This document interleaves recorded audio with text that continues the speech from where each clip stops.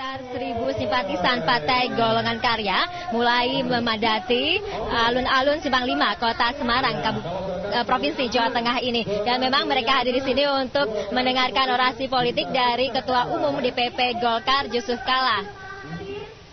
Dijadwalkan sebenarnya Jusuf Kalla akan menyampaikan orasi politiknya pukul 14 waktu Indonesia Barat. Namun berdasarkan konfirmasi yang terakhir saya dapatkan, Jusuf Kalla baru saja mendarat di Bandara Ahmad Yani, Kota Semarang ini. Dan untuk Simpang 5 Kota Semarang ini. Dan sementara itu untuk Kota Semarang, atau maksud saya untuk Provinsi Jawa Tengah sendiri untuk Golkar menargetkan perolehan suara minimal 30%, dan juga kita bisa melihat tadi di latar belakang dari panggung ada gambar Jusuf Kalla dan juga ada slogan lebih cepat lebih baik. Dan ketika saya konfirmasi kepada Ketua DPD Golkar Jawa Tengah, Bambang Sadono, mengatakan bahwa memang Jawa Tengah telah mengerucutkan satu nama untuk calon Presiden RI dari Golkar DPD Jawa Tengah. Baik, memang Tasya, sebelum menghadiri atau sebelum mendarat di Kota Semarang, Jawa Tengah ini, Jusuf Kalla melakukan rangkaian kegiatan kampanye di Kabupaten Banjar, Kalimantan Selatan.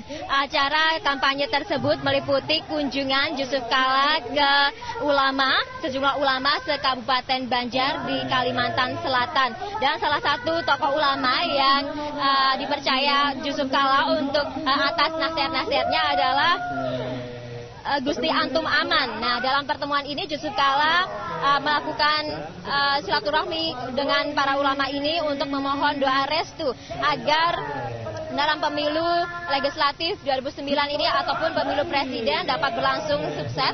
Dan selain itu Kalla juga mengharapkan agar pemimpin-pemimpin bangsa masa depan ini akan membawa Indonesia ke dalam perubahan yang lebih baik. Kalla juga mengatakan peran ulama penting untuk membentuk mental umat dan juga calon-calon wakil rakyat. Dan oleh karena itu Kalla mengingatkan para ulama agar tidak segan-segan untuk menegur wakil rakyat termasuk dirinya jika melakukan perbuatan yang tidak berkenan.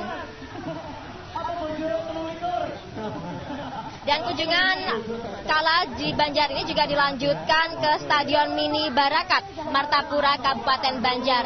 Dan di sana tampak sekitar 1.000-an simpatisan Partai Golkar berada di stadion tersebut untuk mendengarkan orasi politiknya. Dan salah satu poin penting yang dibawa dalam orasi politik Kalla adalah masyarakat ataupun simpatisan Golkar diharapkan untuk memilih Golkar karena nantinya akan Kalla menjamin Partai Golkar akan memperjuangkan pendidikan dan juga ekonomi yang lebih baik. Jadi calon Golkar jujur, bekerja yang betul. Jadi sembako harus dapat dibeli dengan